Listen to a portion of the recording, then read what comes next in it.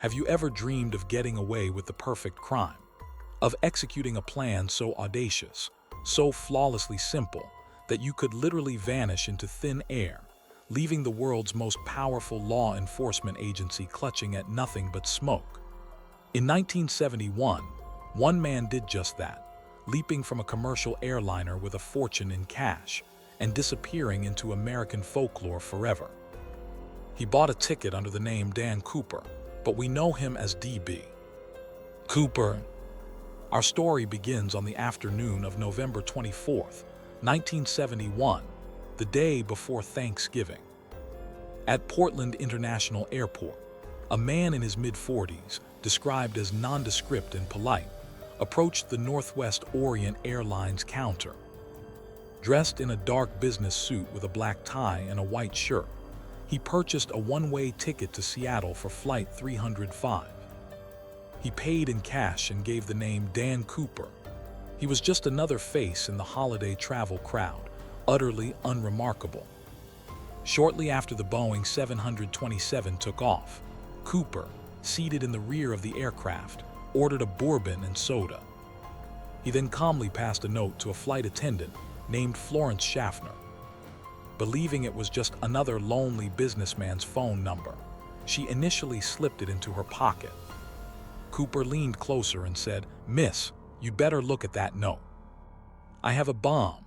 The quiet professionalism of his voice left no room for doubt.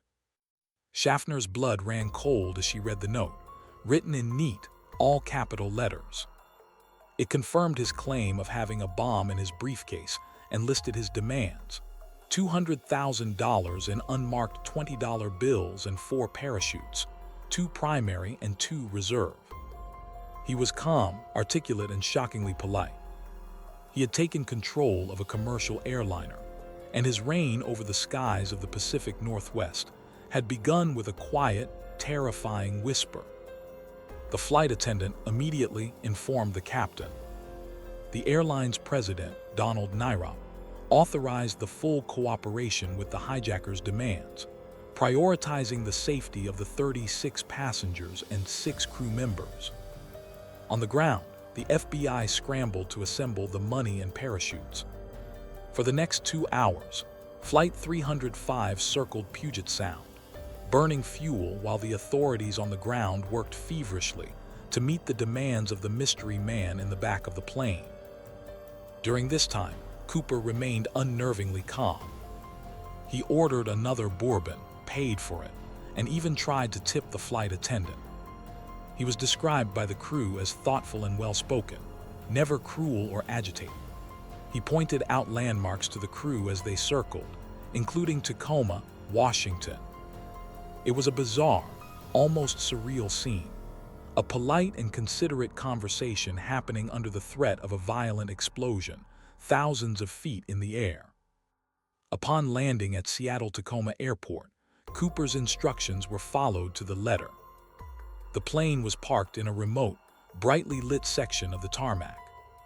The passengers were released in exchange for the money and parachutes, delivered by an airline employee. Cooper meticulously inspected the cash and the parachutes. He showed no signs of nervousness. His actions were precise and methodical. He was in complete control of the situation. Once the exchange was complete, Cooper outlined the next phase of his plan to the flight crew. They were to refuel and take off again, this time heading south towards Mexico City.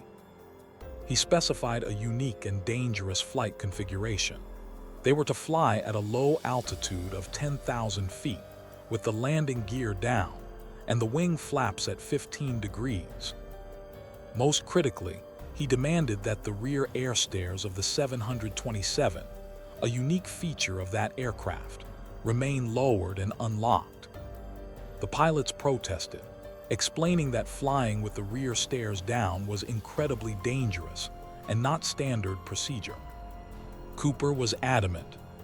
His knowledge of the Boeing 727's capabilities was surprisingly detailed, suggesting some familiarity with aviation or engineering. With no other choice, the flight crew complied. At approximately 7:40 p.m., The plane took off from Seattle, with only Cooper and a skeleton crew on board, heading into a dark and stormy night.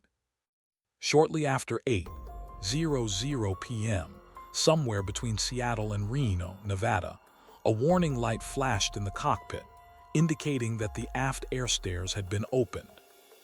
The crew, huddled in the cockpit as instructed, felt a sudden change in air pressure. The pilot got on the intercom and asked, "Is everything okay back there?" Cooper's last known words were a calm and simple, "No." That was the last they ever heard from him. When the plane landed safely in Reno a couple of hours later, authorities swarmed the aircraft. It was empty. The hijacker was gone. DB. Cooper had taken the money and 2 of the parachutes and had leaped from the back of a commercial airliner at 10,000 feet into a freezing, windswept storm over the dense, rugged forests of southwestern Washington. The greatest unsolved skyjacking in American history had just concluded its first and most dramatic act. The FBI immediately launched one of the most extensive and expensive investigations in its history, codenamed NORJAK, for Northwest hijacking. The initial challenge was immense. Where exactly did he jump? The 2-hour flight path from Seattle to Reno covered hundreds of miles of remote, mountainous wilderness. Pinpointing a precise jump zone in the middle of a storm at night was nearly impossible. The investigation on the ground began immediately. The FBI, along with local law enforcement and military personnel, initiated a massive ground search. For weeks, they scoured the dense forests and treacherous terrain of Clark and Cowlitz counties in Washington, believed to be the most likely jump zone.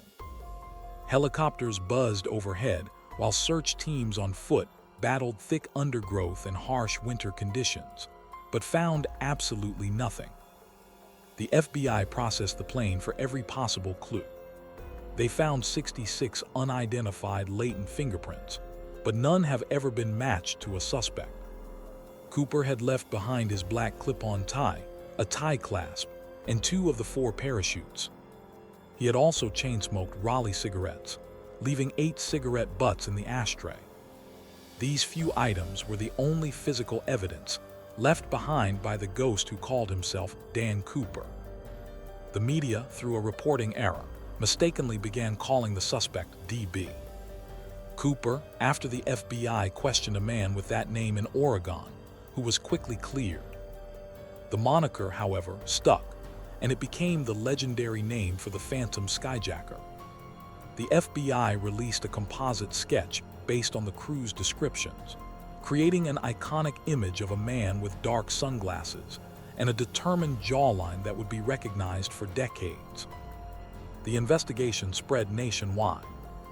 The FBI meticulously tracked the $10,020 bills given as ransom.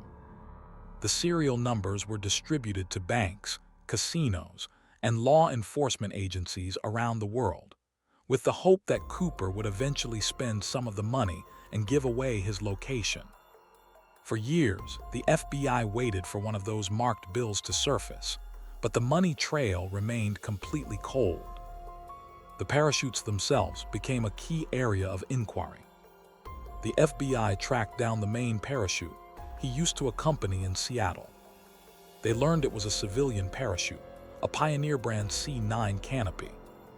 More bizarrely, they discovered that the reserve parachute he had chosen, one he had rejected, was a fully functional unit, was actually a training dummy. It had been sewn shut and was completely inoperable, a fact he apparently did not notice. This detail added another layer of complexity to the profile of the hijacker. Did his choice of a non-functional reserve parachute mean he was not an expert skydiver, as had been assumed? Or was he so confident in his plan and the main parachute that he didn't even bother to check the reserve? Or perhaps, in the darkness and haste, he simply made a critical error? It was another baffling question in a case full of them. Over the next few years, the NORJAK investigation interviewed over 1,000 suspects and pursued countless dead-end leads. The case became a cultural phenomenon, a modern folk tale of an anti-hero who beat the system. Theories abounded. Some believed he was a disgruntled veteran, possibly a paratrooper with knowledge of the area. Others thought he was an airline employee with a grudge. Many experts believed that Cooper could not have possibly survived the jump. The conditions were atrocious: freezing rain, 200-mile-per-hour winds, and a landing zone of dense, unforgiving wilderness at night. He was wearing only a business suit and loafers.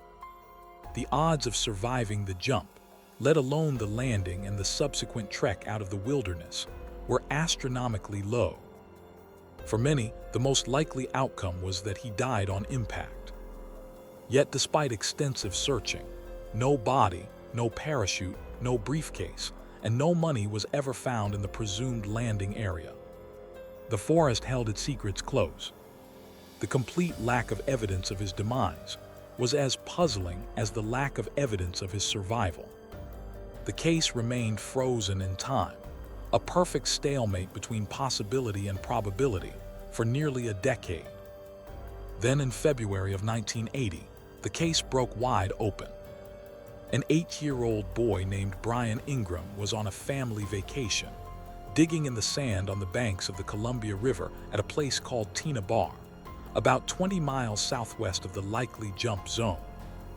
Just a few inches beneath the surface, he uncovered 3 rotting bundles of cash. The money was waterlogged and partially disintegrated, but it was unmistakably cash.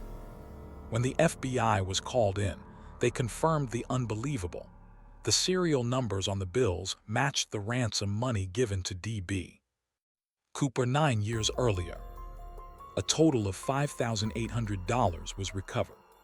It was the first and only piece of concrete evidence from the crime ever found outside of the airplane. The discovery of the money was a monumental breakthrough, but it raised more questions than it answered. How did the money get there? Tina Bar was miles from the original search area. Did Cooper land near the river and lose some of the cash? Or did the money wash down from a tributary over the years? Experts analyzed the sediment and the rubber bands on the bundles, trying to determine when and how they arrived at that spot. The location of the find suggested a new possible flight path and jump zone for the aircraft, further east than originally calculated. It revitalized the investigation, sending FBI agents and amateur sleuths back to the drawing board, re-examining old evidence in light of this new discovery. Yet, despite renewed and extensive searches of the areas around Tina Bar, nothing more was ever found. The rest of the money and Cooper himself remained missing. Over the decades, the list of potential suspects became a revolving door of intriguing possibilities. One of the most prominent was Richard McCoy Jr., a Vietnam veteran and skydiving enthusiast who conducted a similar, though less successful, copycat hijacking just 5 months after Cooper. He was caught, but always denied being Cooper, and key details like his physical description didn't quite match.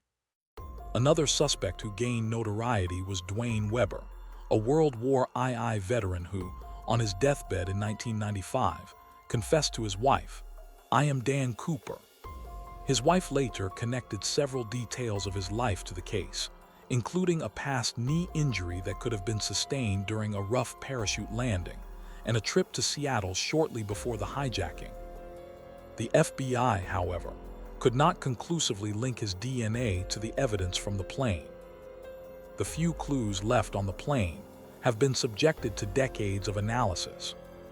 In the 2000s, citizen scientists examined the clip-on tie Cooper left behind using powerful electron microscopes. They found thousands of particles of rare elements like titanium and cerium, suggesting Cooper may have worked in a specialized aerospace or chemical engineering field, possibly for a contractor for Boeing, which would explain his knowledge of the 727. Despite these tantalizing clues and the endless list of suspects, the FBI was never able to build a definitive case against anyone. Every lead eventually grew cold. Every promising suspect was eventually ruled out. The case was a masterclass in frustration, a puzzle with too many missing pieces. The hijacker's identity remained as elusive as his ultimate fate. In July of 2016, after 45 years of active investigation, the FBI officially announced that it was suspending its active work on the NORJAK case. They stated that the resources could be better used on more pressing matters. They would no longer actively assign agents to the case, though they would continue to accept any physical evidence related to the parachutes or the ransom money. The official hunt for DB Cooper was over. The FBI's decision did little to quell the public's fascination. The case has become a modern legend, inspiring books, films, songs, and a dedicated community of amateur sleuths who continue to investigate the mystery on their own time. They pore over FBI files, debate theories on internet forums, and even conduct their own searches in the forests of the Pacific Northwest. The allure of the DB Cooper story is multifaceted. It is a tale of audacity and daring, of one man against the system. He was not a violent terrorist. He was polite, and no one was physically harmed. He committed his crime with a quiet, almost gentlemanly flair. In an era of social upheaval and government mistrust, he became an anti-hero, a folk legend who took on the establishment and won. His plan was a product of its time, a crime that could only have happened in the pre-9/11 era of lax airport security. Today, with fortified cockpit doors, rigorous passenger screening, and advanced surveillance, a DB Cooper-style hijacking is virtually impossible. He exploited a specific set of vulnerabilities in air travel that no longer exist, making his crime a unique time capsule of a bygone era.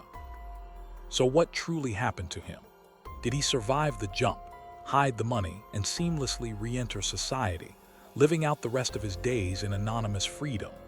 Or did he meet his end in the vast, unforgiving wilderness, his bones and the remaining $194,200 of his loot still lying undiscovered, scattered somewhere in the dense forests of the Pacific Northwest? The discovery of the money at Tina Bar is perhaps the most compelling argument that he did not survive. If he had made it out of the wilderness, why would he abandon a portion of his hard-won prize? It suggests that he lost control of the money bag during his chaotic descent, or perhaps perished, and the money eventually washed away from his final resting place. In the end, DB Cooper achieved a strange kind of immortality. By never being found, he remains forever suspended between failure and success, between a tragic death and a brilliant escape.